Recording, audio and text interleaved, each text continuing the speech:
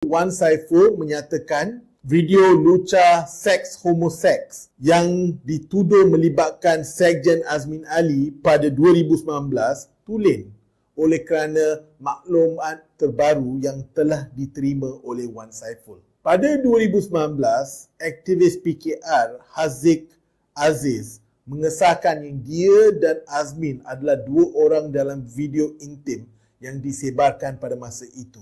Pengedaran video tersebut dilihat sebagai titik permulaan retaknya hubungan antara Azmin dan Presiden Parti PKR PMX Anwar Ibrahim.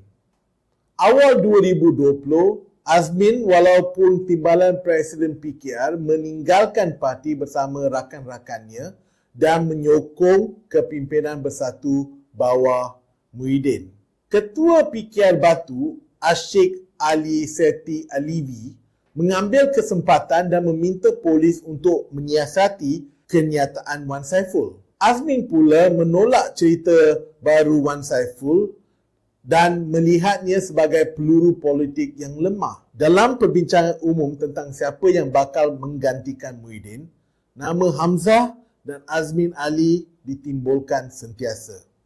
Susah untuk abaikan yang berita buruk untuk Azmin seperti muncul semula video lucah daripada 2019 bukanlah berita baik untuk Hamzah.